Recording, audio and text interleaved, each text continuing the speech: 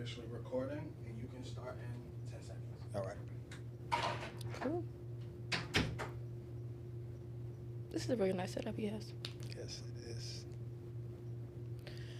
And we are back again with a brand new episode of Another 24. I am your divinely handsome host, Taurus Montez, and today I have a very special guest in the building.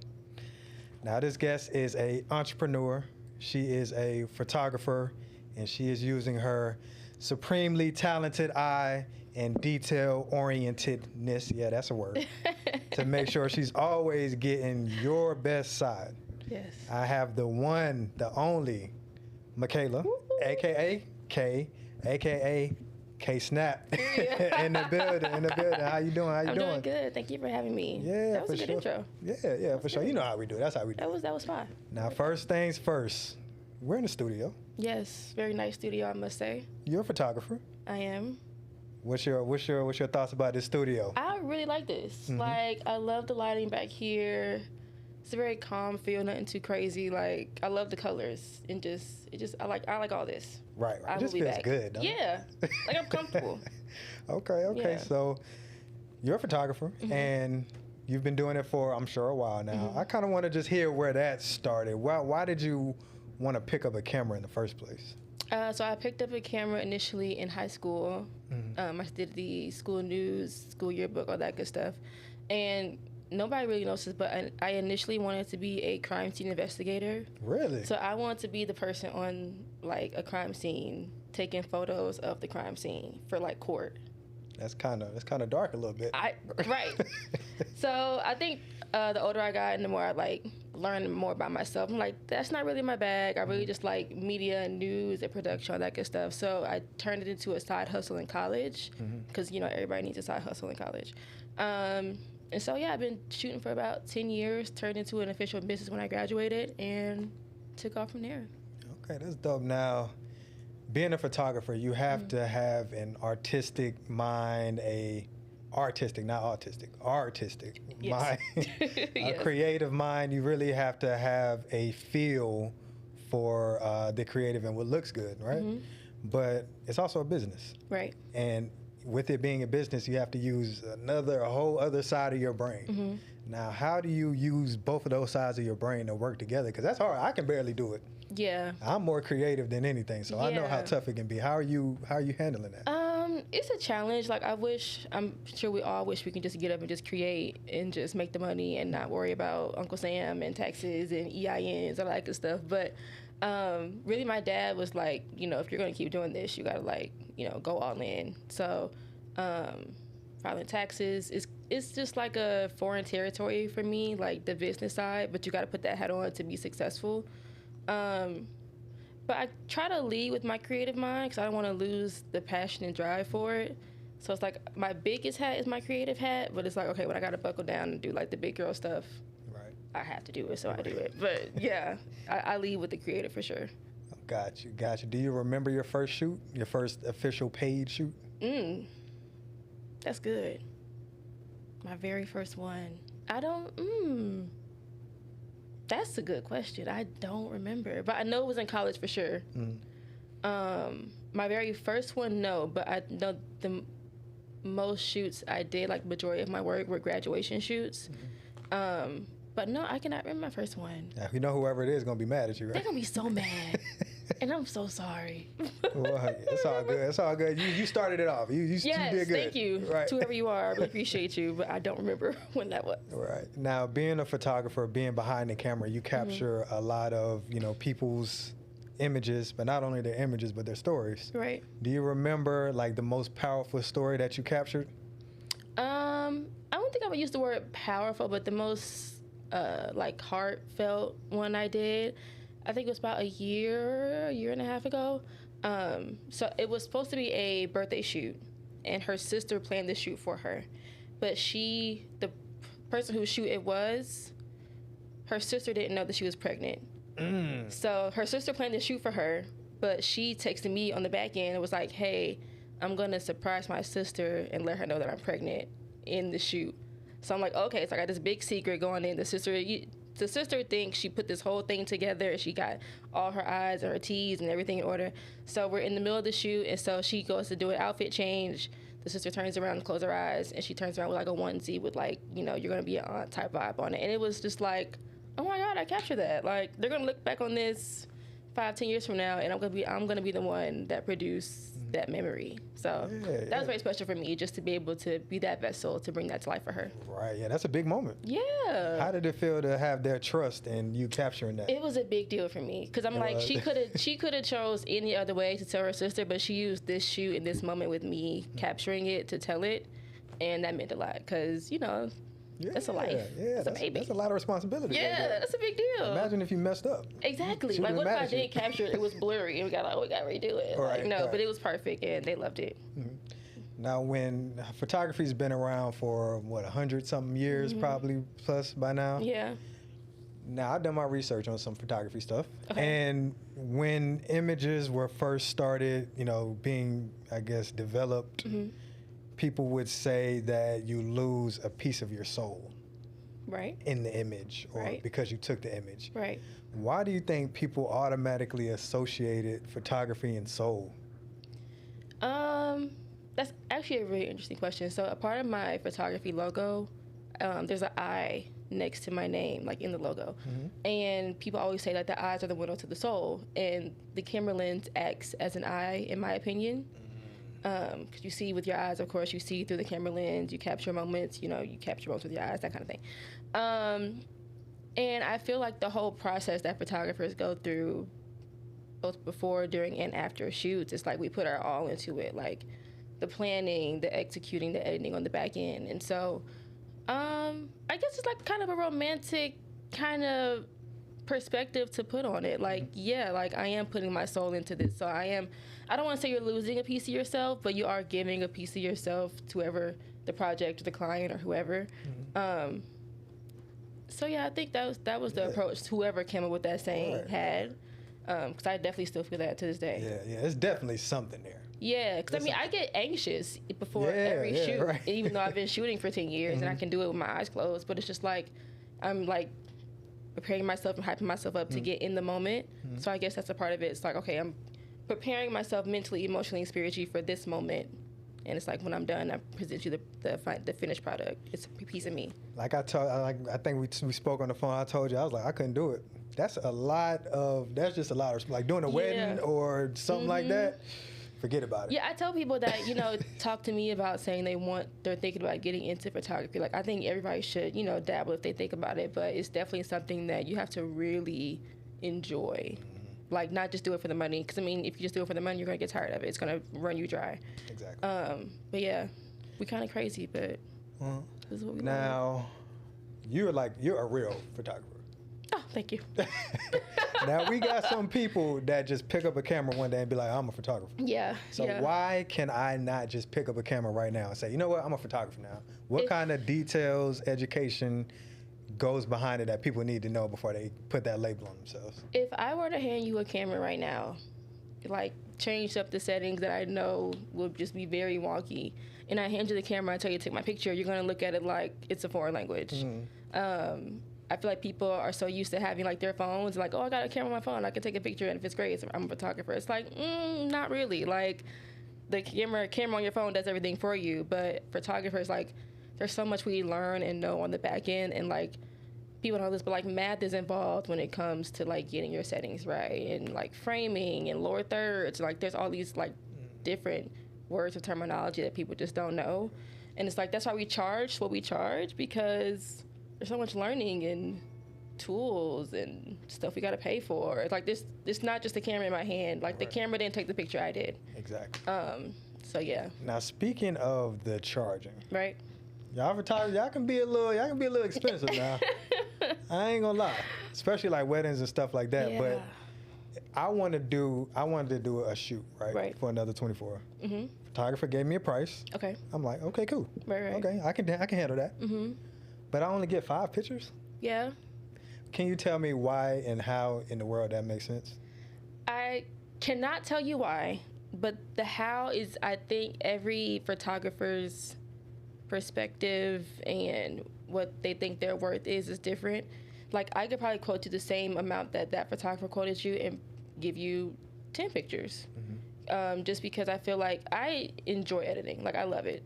And if I love what I do, I don't really mind putting in that extra. Like, and I also put myself in the shoes of the client. Like if I'm looking for a photographer and I want to shoot and I'm paying $300, I know I'm going to want more than 3-5 pictures because, you know, I want to get bang for my buck. But I also have to mind the photographer. It's like, you know, I got my insurance I got to pay for. I got, you know, all this expensive gear I got to carry around. You're not only paying for this hour that we're shooting. Right. I got to edit on the back end. I got to get there. I got to do all this other stuff. So I understand. You know, every photographer is different. You know what I mean? So it's like I can't really speak on another photographer's process, just like they can't speak on mine.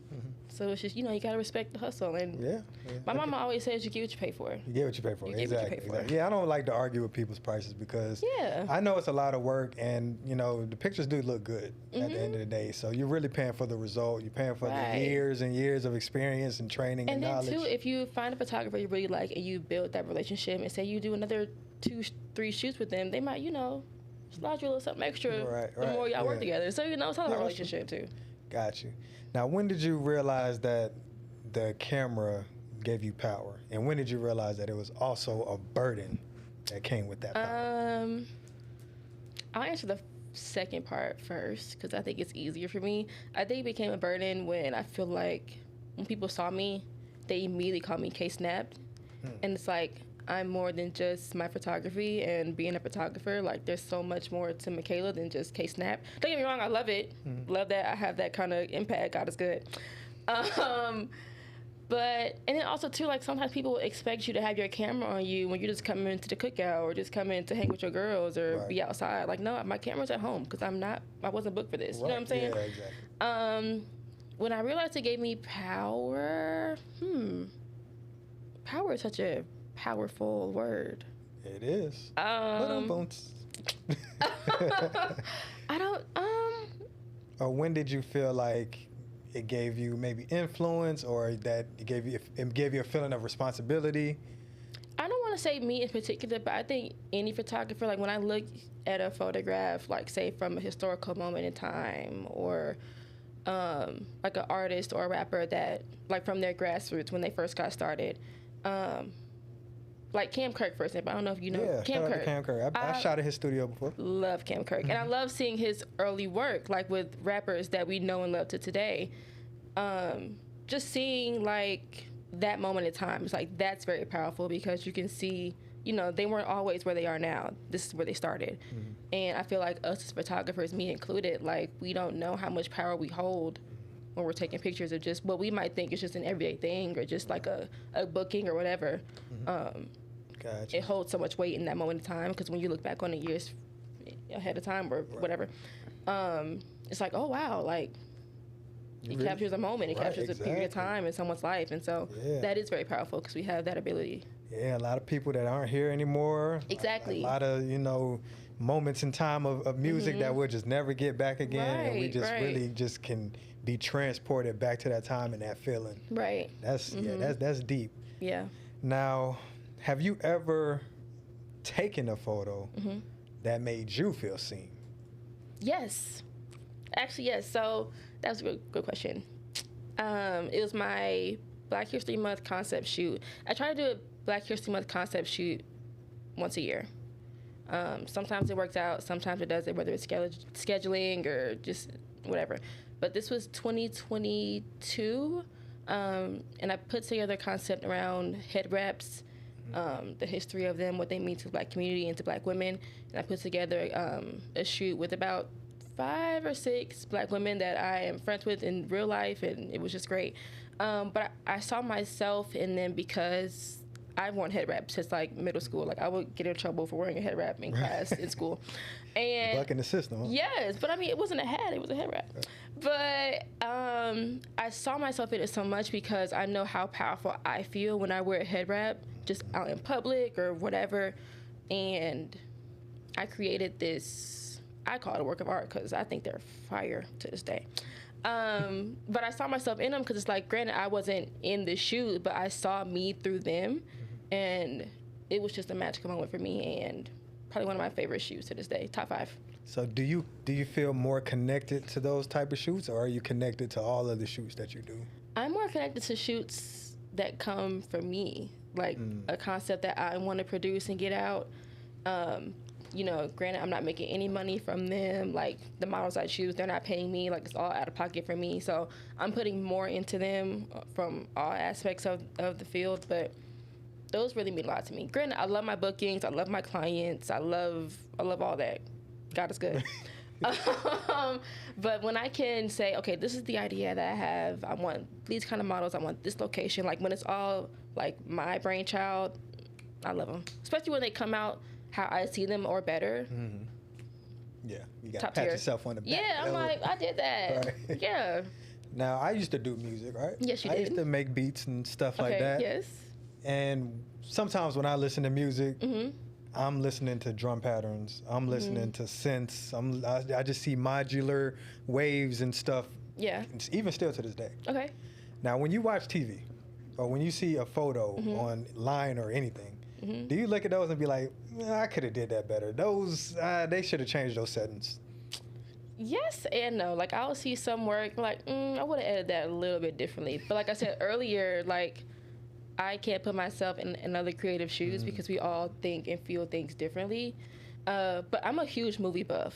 Like, I love movies. Like, I might go to the movies tonight. Because if you don't know this is very sidebar, but on Tuesdays, movies are $6. Yeah, I definitely know that for sure. Come on now. Yeah. So a good little solo date to the movies, love it. Anyway, What you gonna go see? I think, so I love horror movies. Really? Horror is my bag. Okay, that explains the crime scene thing. Come on. So I might go see Black Phone 2. Okay. I'm thinking about Strangers 2. But I do like action too. And that movie, The Longest Mile or The Mile, when those kids are The Long walking, Walk or something. and if Yeah, I you know what stop, you you're get talking about, shot. yeah. Crazy. But I want to see that because that's like a horror and action. Anyway, what you ask me? Oh, yes. So when I'm watching movies, there will be certain scenes where I'm like, ooh, that would be a fire shot. Like, it's in a scene, like, of course, it's moving, but it's just like, ooh, that's fire. Or I love that framing. Or I love how they did that. Like, if I could capture that, that would be great. I see that more than just criticizing other people's work. Right. Just everyone's different. Like, what I might love, you might hate. And I feel like that's with any, like, art form. Like, you know, it's all about perception and perspective. Right, yeah. So, yeah, art is one of those things where it's like beauty. It's in the eye of the beholder. Yeah. And, you know, the way I feel, like, with music, of course, when I was younger, you know, the music, like Lil Wayne and, you know, T.I. and stuff, they had a certain sound. But now these artists, they sound different. Yeah. But because I am a music enthusiast, Right. I always find something I can appreciate in it. Top 5 rappers all time.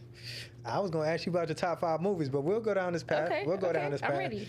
Top 5 rappers of all time. Dang, I hate stuff like this. All right.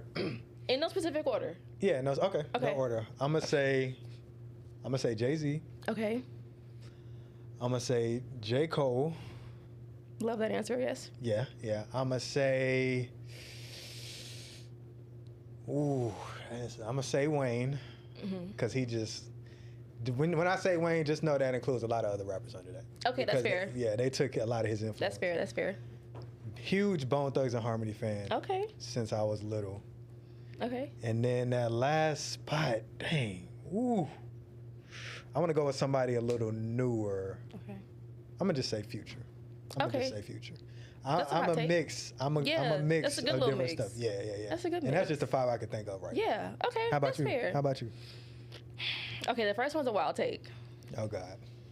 Eminem. Okay, I'm not mad at it. Okay. I'm not mad at it. That's an honorable mention. I love Eminem. Okay. J. Cole, obviously. Shout out to Cole. You have some good ones. I don't want to steal half your list. Hey, I ain't mad. You can do it. This is all good. I do want to say Wayne too, though. You have to say Wayne. You can't not say Wayne. If he's not in your top 5, he got to be Then in your top something's 10. wrong. Right. Yeah. Yeah. Then okay, we have to discuss. Okay, Nicki Minaj. Okay. Not Nicki Minaj the person. Yeah, I was about Nicki to say Minaj the that. rapper. All right. Thank you for clearing that up. Yes, it must be said. That was what, 4? Mm-hmm. Okay, I got one more. That last one is hard. Because it is like so many people. Okay, Kendrick. Okay. Kendrick. Okay. I know a lot of my people are more new than old, but That's I okay. can't not say Kendrick. Yeah, some recency bias in there, but that's fine. Can I do an honorable mention of Tyler the Creator? Oh, shout out to I Tyler. love Tyler the Shout Creator. out to Tyler. Yeah, he's dope. Chromacopia? Yeah. I play it on like no skips. Really? Yes. Yeah, he's dope. Tyler's dope. Yeah. Okay. I got a feel for your taste. I'm kind of getting a picture of who you are. The Yes. horror with the rappers. Okay. Now top 5 movies. I'm sorry, we're going off on a tangent, but it's all No, that's good. fine. Tangents are good. This is good content here. Okay, top 5 movies. Life. Okay. I the Peppy. I love that movie so Okay. much. Dang, that's a good one. Soul, So, Pixar movie. The Disney one. Okay. Oh my god, makes me cry. Dang, this is tough. Cause I love movies that bad. 5 is such a Dreamgirls, Okay. absolutely Dreamgirls. Eddie Murphy killed that. He did. He did my girl Jennifer dirty in that movie. It's just a movie. But it's fine. It's just a movie. You're right. Okay, I got 2 more. Dang. Tough. No horror, nothing scary in there. I could probably throw a horror in there.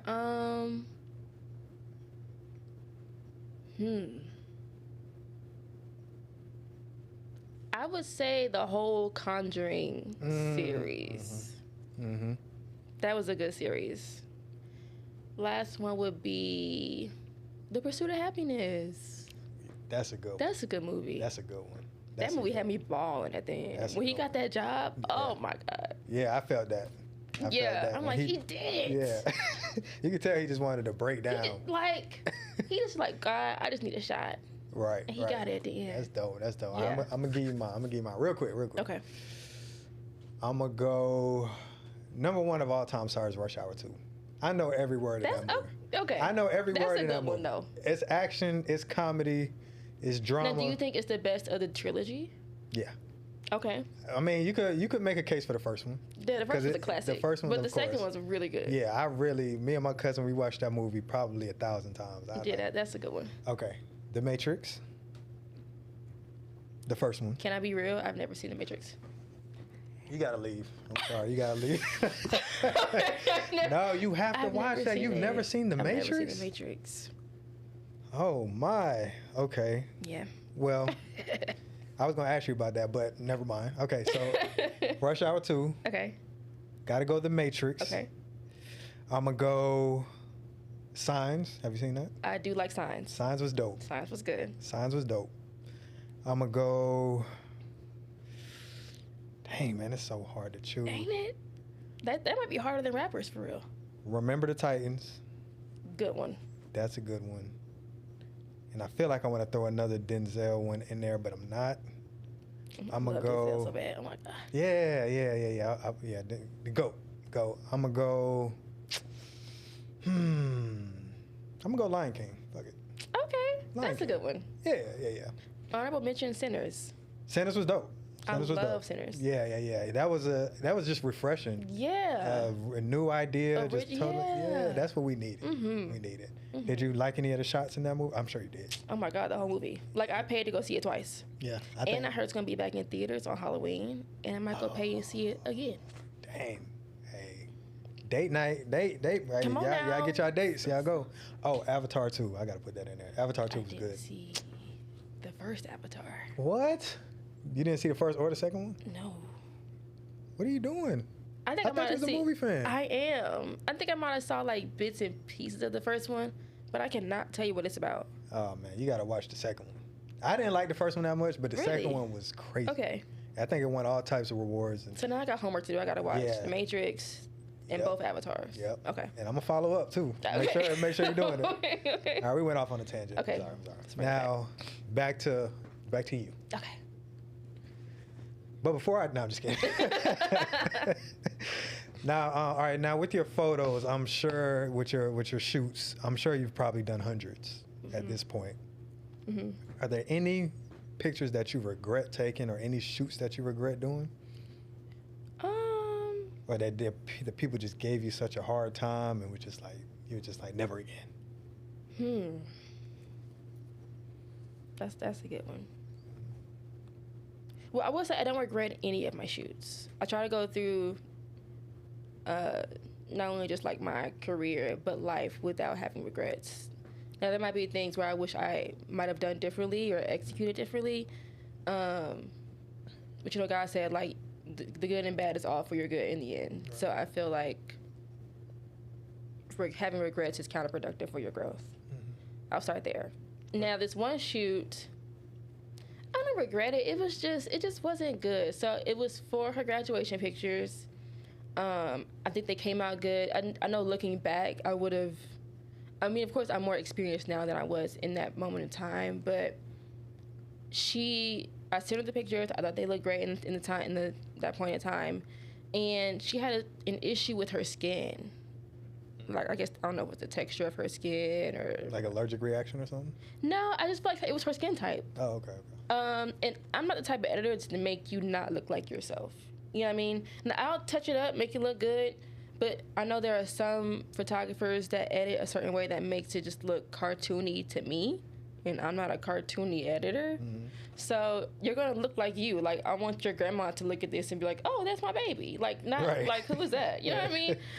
So I was telling her, like, you know, I understand where you're coming from. Like, you know, I'll touch it up where I can, but I'm not going to over-edit you. Like, you know what I mean? Right. So that's probably, like, I won't say, like, a shoot I regret, but that's probably one shoot that comes to mind. Like, I just didn't like that. It just, I don't know. Hey, what you see is what you get, right? Right. And, like, that's the face God gave you. So it's just, like... Now, with the emergence of AI and these crazy things that it can put together at the drop of a hat, where do you see the photography space and AI? Where do you see that integration happen? I think it's headed into like no man's land in a sense. What do you like, mean? Even with like news, there'll be like certain videos or pictures you'll see online that might look very real and they aren't. And don't get me wrong, AI can be very beneficial for photographers when it comes to editing and like editing software. Like even in Photoshop, they have something called generative AI. So like say for instance, if I'm editing this room right here and I want to change this background to look like we're at the beach or or like this whole bookshelf isn't here, I could take that out using AI. But also, AI has gotten so advanced up until this point where people can say, like, put a whole prompt, like, create a photo of me in a red dress, black heels, 50-inch bust down, with a Rolls Royce behind me. And it will make that whole photo and look like a photographer took it.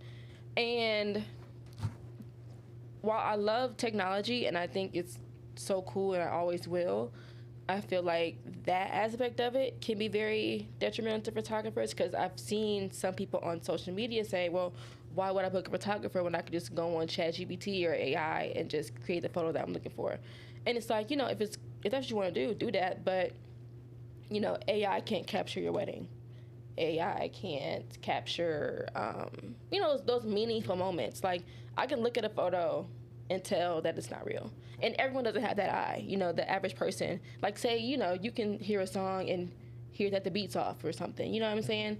Right. So I feel like creators have that eye to where we can look at something and know it's not real, but the average person doesn't have that. So if they can go the cheaper route, they will.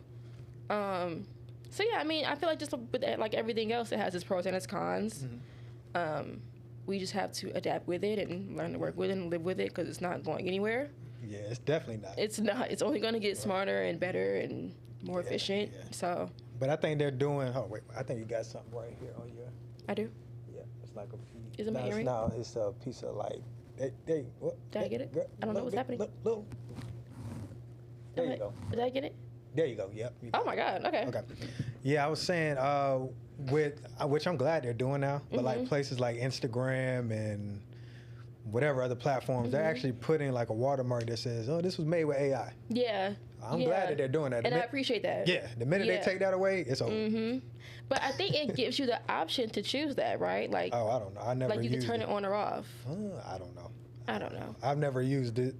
Yeah. But yeah, I could see the next generation of photographers just, instead of saying, all right, I'm gonna pay Makayla for a shoot, I'm gonna pay Makayla to make all of these AI images that I want to make, and you're just the expert of doing that. Right. So that's going to be very interesting. Yeah, that's going to be very, very interesting. I'm kind of scared. I'm kind of scared of that. I am scared of it because it's just like I said with the news. So I work in news as well, and I feel like a lot of people our age don't watch the news, and they get their news from like Twitter. But I don't like using fake news just because where fake news come from. But there is a lot of fake images and videos and everything that might look real and it's not, and so we're entering a space where people don't know what's reality and what isn't. And so that's the only thing I'm scared of, just because the current climate of the country and everything else. But it's I don't even want to go there. We're not even going to go there. But yeah, how do people change once the camera's on them? Like, do people change like from before the shoot to during the shoot, and then after the shoot they're back to how they are? Have you noticed that before? Everyone's different. Some people get really nervous. Some people, like, if they're experienced models, it's like they get into like this mode where it's like, I'm in my bag, like, let's shoot. Some people need a lot of direction, so like they'll get in front of the camera and they're just like, okay, tell me what to do. That'd be me, by the way. That's honestly me too. As a photographer, like, whenever I'm in front of the camera and I'm on the other side of the whole, like, I call my camera a big body. That's her nickname, Big Body. Whenever I'm on the other side of the big body, I'm like, oh my God, I don't know what to do. Like, I'm very nervous. I get very anxious. I have to like get all my giggles out before I'm like locked in. So I think everyone's different. I guess it just depends on your personality type. Because like how you said earlier with photographers, we're like giving a piece of our soul. I feel like with some people, when they get in front of the camera, it's like you're giving a piece of your soul to the camera in a sense. So it all depends. I've worked with different personality types over the past 10 years. So it's really helped with, how I talk to people, adapt people, work with people. But yeah, everyone's different. Have you ever like shot somebody and just thought like, you know what, this person's a star. This person got it. Yes. Shout out Mina. She's a model here in Atlanta. Love her down. Like, the very first time I shot with her, and it's funny because I was not watching her, but I will always see her on my timeline before I officially met her.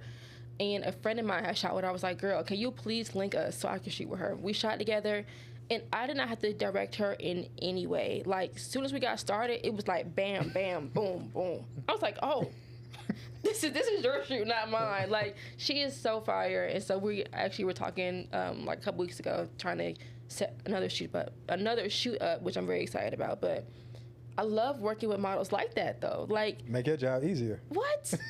And then too, it reminds you of what a real model looks like. Because I feel like we're in an age where everyone thinks, come on now, everybody thinks they're a model or an IG model or they're this or that. But it's like when you meet a real model that knows what they're doing, knows their angles, knows what to do, it's just like, yeah, it's a skill set. Yes. Because the confidence to, like, first of all, you have to have the confidence. Yeah. Then you have to communicate that confidence on camera. That's hard to do. And it's fun seeing someone else have fun with their craft. Right. Like, I know people see me have fun taking pictures, but it's so refreshing to work with someone that's having fun working with me. Right. You know what I mean? Right. So, yeah. Now, why do they say the camera adds 10 pounds? I never understood that. Bad angles, probably. Probably bad angles. And also, there are certain settings where, like a focal length can be a certain way, or like the depth of field can be a certain way, so it might make your face a little rounder. So it's not adding 10 pounds; it's just the science of the shot. But no. Yeah, that's what the gym be doing. That they be having those tall, skinny mirrors that make you look skinny. It's all an illusion. It's an illusion. No, psychology. Yeah, it's not adding 10 pounds. Now, do you have any toxic photographer traits? Yes. Really? I do. You care to share? Of course. I am really bad at posing people. Okay. I'm terrible at it. And I'm trying to get better at it just because it makes people more comfortable with you when you can pose them a certain way. But I think it's tricky for me because everyone is different. So what might feel comfortable for one person to do with their body, the next person might not feel comfortable doing.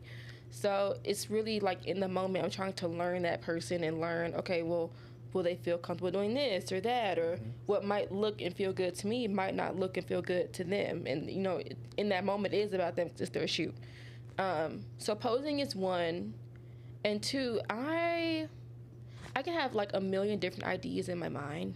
And I'll hit up somebody or a model or whatever and be like, okay, this is what I have in mind, like whatever, like we should do this. And I have a difficult time following through. With your own plan. With my own plan.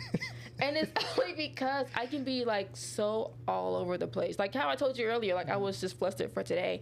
But I can be thinking about this thing and then a couple hours will go by and I just like, I either forgot about it or another idea came to mind. And so that one came on the back end. And it's just like on the back burner now. And I'm thinking about something different. And your subject is sitting there like... Yeah, like waiting on me.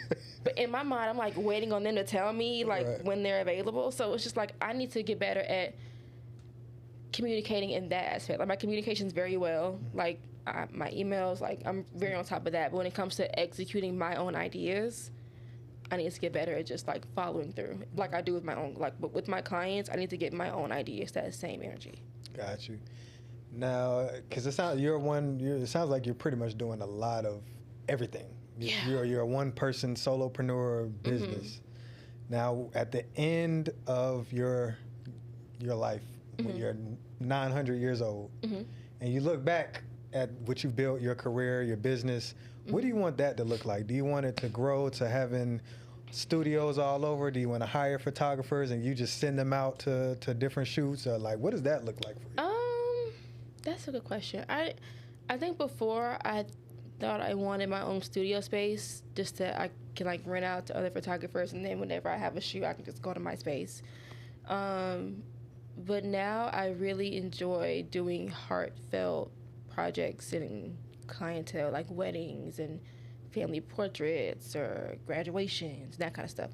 So I wouldn't mind like staying in this bag for a while and seeing where this goes. My end goal, I don't know if it's still my end goal, but before I wanted to end up at National Geographic. Okay. I want to be an on-staff photographer for National Geographic. If you're looking at this and you are there or know who is there, please holler at me. Everybody tag National Geographic. Tag National right Geographic, now. please. Drop fire in the chat, please. But I really wanted to be an on-staff photographer for them. Like, if there's like a war, I want to be a photographer in the war. Or like in Africa, shooting the animals. Or I think I'm a little shooting like scaredy. indigenous people. I'm a little afraid now. I like that kind of stuff because it's like I think those are kind of the most impactful shots to me. See, I think I just want to be an impactful person, whether that's on a broad scale, like billboards, editorial magazines, or if it's just like weddings and families, and my photos end up in photo albums that get passed down generations. You know, like I just want to create stuff that matters. Right. The notoriety is great, and I love it, and it means a lot because, you know, I put all my all into my work. But I don't do it for that. You know, I do it just, I really enjoy what I do. And if that can just continue to grow, then I think I'm doing the right thing. It will. It will. God is good. It will. Good. Now, a wedding, first of all, it's a lot that goes behind a wedding. Trust me, I know. You can just see it. Yeah. You got a bridezilla stomping around, giving everybody orders. You don't, God forbid it rains or whatever. Can you tell me how much work preparation goes into preparing to shoot a wedding on your end, just a photographer? Well, people book their photographer like sometimes a year in advance. Like me and my team, we already have wedding bookings for 2026 by the grace of God. God is good.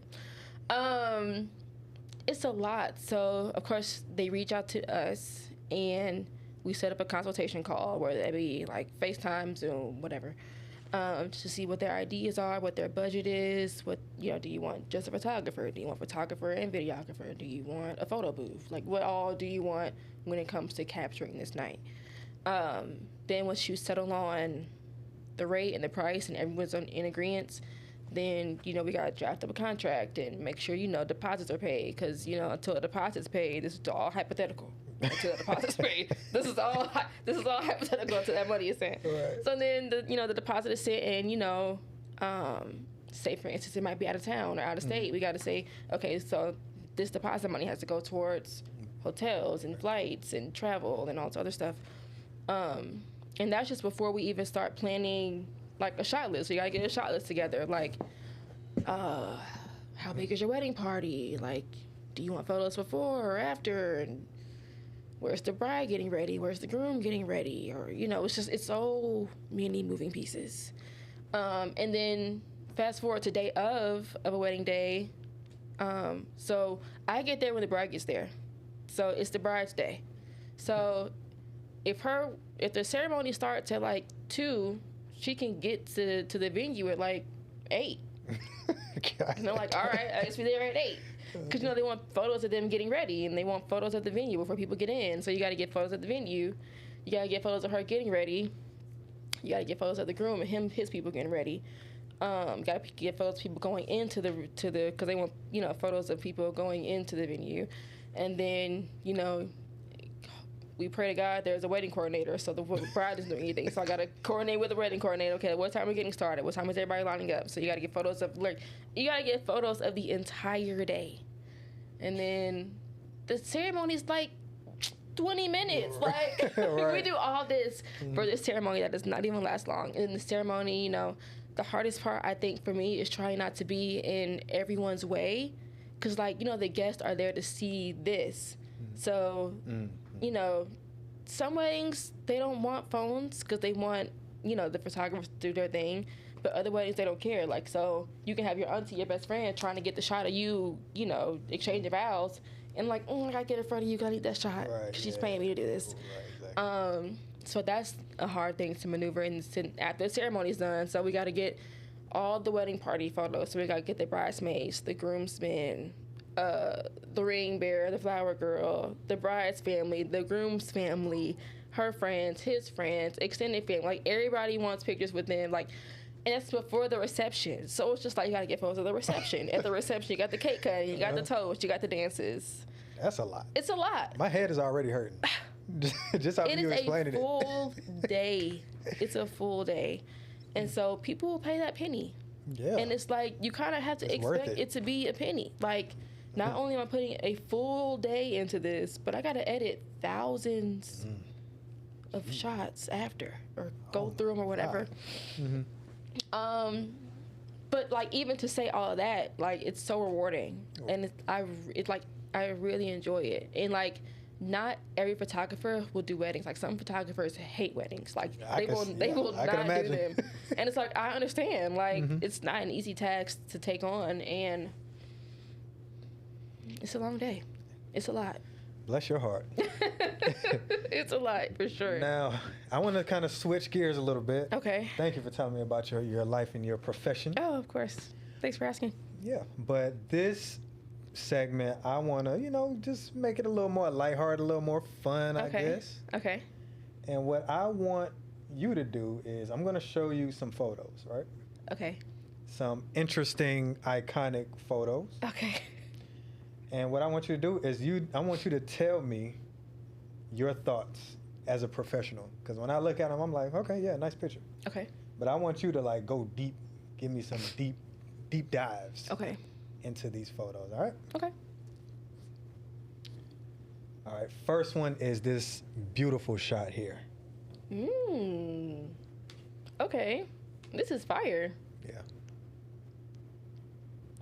My first thought, like, without looking too deep into it, the background looks like AI. Really? Almost.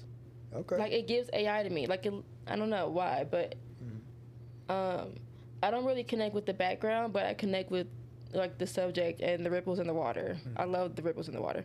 I love the reflection of her in the water. I think that's really dope. I like that she doesn't have too much going on with her, like, her look or outfit either. Like, it looks very just, like, casual, organic. Yeah, I don't know why that background gives me AI. because it probably isn't. But Who knows? Maybe they edited it a certain yeah, way. it might be the way they edited it. But I love this. Okay. Like, I wish I took this, actually. This is fire, and I like that. Yeah, I looked at it and I was like, yeah, that's a nice picture. It's dope, yeah. I didn't think of anything else. I was just like, okay, yeah, that's nice. Yeah, I like that. All right, next one. This gorgeous shot here. I would hang this in my home. Okay. What is it that you notice first when you see this? Their faces. Mhm. Their faces. It gives me passion. It gives me power. It gives me purpose. Coordination. Definitely coordination. Because how did they get all these people together to do this one motion? It's like I can't really tell what's going on. Like, this could be a concept shoot for fun. This could be a protest going on somewhere. It could be staged. It cannot be staged. You know what I'm saying? Like, I love this. Okay. And it's like I feel like I could see this blown up in like the High Museum. You know what I'm saying? Like in exhibit. Like I really enjoy this. And black and white photos are my favorite. Yeah, I was gonna ask you about that. I love black and white. Like I feel like if this were in color, it wouldn't hit as hard as it does in black and white. Yeah. 10 out of 10? Like 1,000,000 out of 10. Like I love Okay. this. All right. Like I kind of want to know who shot this. Not gonna lie, this is fire. Yeah, I like that a lot. Okay. Yeah, I was like, yeah, that's a nice picture. Yeah, I love that. It's hard. All right. Next one. I think this is a beautiful shot. Got some contrast going on. Okay. The contrast is doing it. I love this. The first thing that comes to mind when I see this is I wish there was like a behind the scenes of her getting up in the chair with those heels on.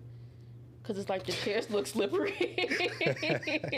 So I wish I could like get like a bloopers of her getting up there before she got in this very powerful stance. I love the yellow on the blue. Like that's a very strong contrast to me. And I also love her hair in this. This is fire. Is that a finger wave? I don't know. Her hair is going crazy. Yeah. How much coordination you think went into planning that, you think? Not a lot, honestly. I think the most coordination will probably be the location, if anything. And I feel like they might have chosen her outfit after choosing the location to get that strong contrast. But no, this would give me one-man band, like just her and the photographer, and maybe like a photographer's assistant just to like do the lighting and BTS or whatever. But no, this looks very simple to execute, but I love it. It gives me America's Next Top Model. This is something Tyra Banks would make somebody do. Yeah, it's definitely, you can definitely do a lot with a little bit. Yeah, I feel like a little can go a long way. All right. And I think all right, next one is, I think you'll definitely feel this one being a National Geographic enthusiast. Okay. Ooh, this gives me Pixar. I think it's a real photo. I'm pretty sure it's a real photo. It gives me Pixar, but is this real? It better be. Google said it was real. I feel like it is. Okay. I feel like I know what lens they used with this too. They're probably very far away from these birds. But I love how blurred out the background is, and all you see is this branch that they're on and these two birds. But it also low-key looks like they're mating, which is kind of weird. Kind of weird. Yeah, kind of weird. Kinda Voyeurism. Yeah. But it's a really cool shot, though. Like, I could see this in, like, a restaurant or something, like, laid back or chill, like a coffee shop or something. But I love the colors of the birds, and I love that even though the background is very blurry, the colors of the background flow with the birds. Yeah. Love that. I love that. Love it. Yeah. Okay, all right.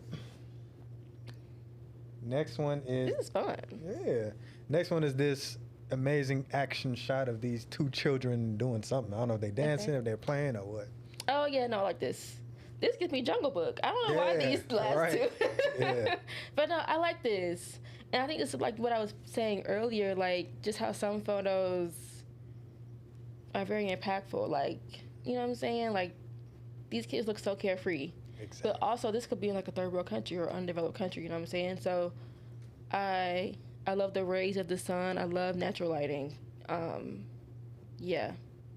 Yeah, it's just, it gives me, when I see that picture, I'm like, when they say poor people are happy. Yes. And I don't like to call them poor because that's relative. Yeah. But Yeah. you can find happiness, you can find joy in Exactly. the smallest of Because things. it's like, what even are they playing with? It's like a ring of like, Yeah. from like a bicycle almost. You know what I'm saying? Like, I don't know. there's no iPad or anything inside, but they're having a time. Yeah.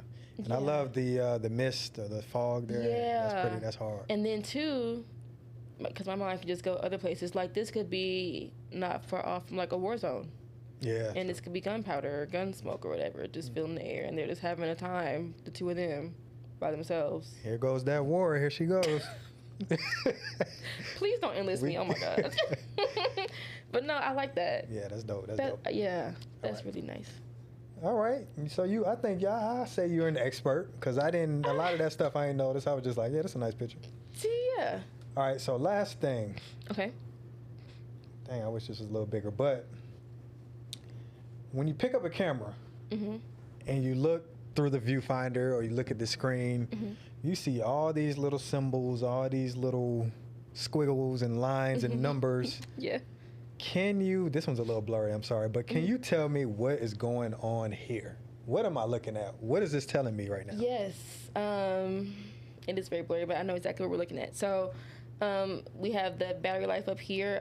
This RAW setting, that's kind of the best setting to shoot in. I know when people, like, even though the title of this document is in JPEG, it starts off as a RAW. So when people say, oh, can you send me the RAWs? That's the format we shoot in. The recording on the side, so this is a video, not a photo. It's auto-focusing, so they don't have a certain white balance that they chose. They're shooting in 100. They're shooting in 1/200 for their shutter speed. Okay. ISO is auto, so the ISO is like the sensitivity to light. And it's in auto, so it will change with when they move. So it will always be in good focus. I mean, not good in focus, in good lighting.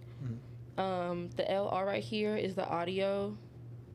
Looks like that left is a little overmodulated, a little bit.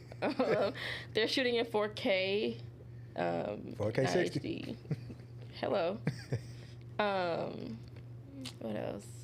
Yeah. It's perfectly exposed because this meter at the bottom shows it's like your exposure meter.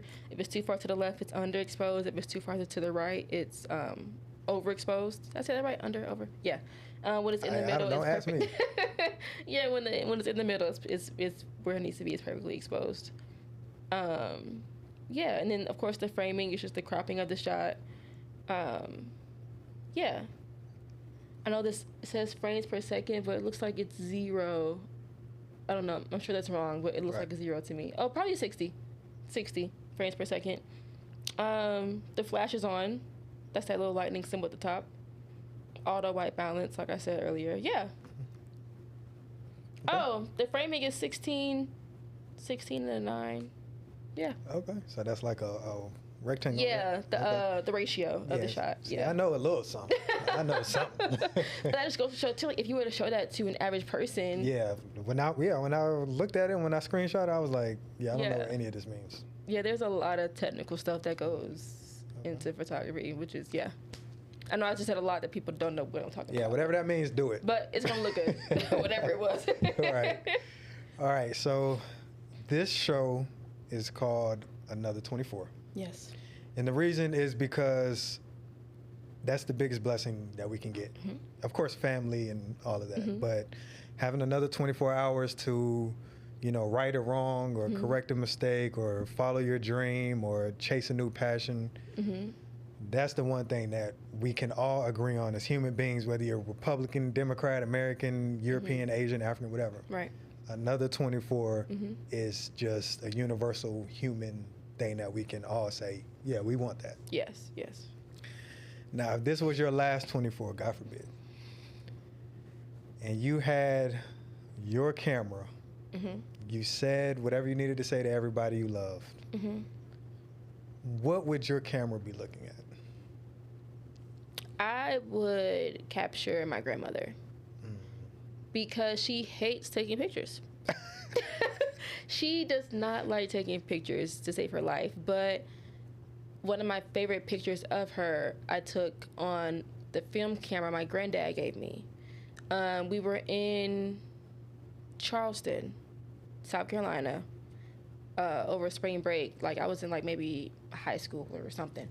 But I have this photo of her, and she's just looking at me like she's not smiling because she hates taking pictures. And it is the most beautiful picture of her to me. Like she's just looking like herself. And I think I would get a photo of her like one last time in that moment in time. Mainly because I know she would not be smiling because she does not like pictures. So she would be looking like herself, just looking at me like, why are you taking my picture? Yeah, I think I would get her. Just like a little moment where she's not even paying me no attention. Right. Yeah. Candid shot. Yeah, a good candid shot. I love candids. Yeah. Grandma, I'm going to get on your nerves one more time before I get out of here. Real quick, yeah. That's awesome. So you brought up something that made me think of like digital versus film. Now, I know working with film is probably a lot more difficult than working with digital. Yeah. But is there something that you gain by using film versus just digital? I feel like it makes you fall in love with the art more. Because like with the digital camera, I can look at the photo right when I take it. Right. If I gotta change something, I can change at the moment to make it look how I want it. With the film camera, I won't see what I took until I go get it developed. So I can set the settings how I think they need to be, and just trust the process and just go. And I feel like it puts you very in the moment, you know, because with film, it's just like, okay, snap, wind the film, okay, snap some more. You're not trying to get the perfect shot or make sure your lighting's good or your settings are right. It's just like you're just in the moment shooting. So when I travel and it's not for business, I only take my film camera and I leave my digital camera at home. Really? Yes, I don't take my big one. I take my film camera because I want to be in the moment. And, you know, like I said, I make sure the settings are where they need to be, and I just shoot. And I just hope I get what I got, and I hope it looks good when I get it developed and go from there. But it is more challenging because you got to know how to, like, put the film in there and put it in the grooves and wind it up, and it's a whole process. But it also takes you back, too. Like, there was a time where that's all we had was film cameras. Like, there was no digital cameras. And my granddad gave me my first one, and I still have it to this day. And I think that he loves that I use it. But, yeah, film cameras, Polaroid cameras, I love those. Like, they have a special place in my heart. And it is more challenging because, you know, you got to trust the process and just wait until you get them developed. Yeah. And just hope you got the right shot. I on a wish and a prayer, and film ain't cheap. So, Okay. yeah. Now, before we get out of here, if you could, for me, please do me a huge favor. Okay. And just look at that camera right there. Is this camera on me? And I want you to talk to maybe a young up-and-comer photographer who she may be having challenges in her photography career. Okay. She might have got cursed out on her last shoot. She's struggling. She thinks she might quit. Right. She just needs some words of encouragement to keep going through her next 24. Right. Okay. What would you say to her? I would say this is your walk. Stay in your lane in a good way. Like, don't compare yourself to the other photographers and creators around you, because their race is not yours and yours isn't theirs. Your art is your own. So if it feels good to you, it's good. You're going to have clients where they might combat you a little bit. It's a part of the journey. It's a part of the race. It's a part of, you know, the story of you and your work. So don't give up. Don't let a bad shoot set the tone for your next shoot. You know, leave it where it is, adjust from there, and move forward. And yeah, the sky's the limit, you know? If you love it, keep doing it. But when you stop loving it is when you know you need to adjust and change some things up. Yeah, so if you start to lose that light, take a step back, reevaluate, maybe just shoot for you and not take clients for a while until you get that fire back and get back in your bag. Yeah. There it is. There it is. Now just let the people know where they can find you, how they can contact you, because you're probably gonna get somebody gonna reach out to you for Yeah, something. I hope so. Please reach out to me. But no, you can find me on all socials at Kaysnapped. That is KAYSNAPPED. Yeah, Facebook, Twitter, Instagram, LinkedIn. You know, All of that. Everything. all of that. Kaysnapped. Yeah, that's me. All right, Kay. Is there anything else you want to let the people know before we get out of here? Go with God. Hey, That's all I amen. got to give. Go with God, run your race, have fun with what you do. God bless you with another 24, so use it wisely. And yeah, that's all I got. All right. Thank you so much, Kay, for coming. It was a great Yes, conversation. this I was had fun fun. talking about rappers, talking about movies, everything we're not supposed to be talking about. Yes. But, you know, anytime you have something big coming up, a big project, a big shoot, you know, we want to hear about it. We want you to Yes. come back and stay a part of the community. Of course. And thank you so much Thank for being you. here. Thank you for having me. Thank you. And, yeah, and that's a wrap. Woo, woo. Woo. That was fun. Oh, yeah.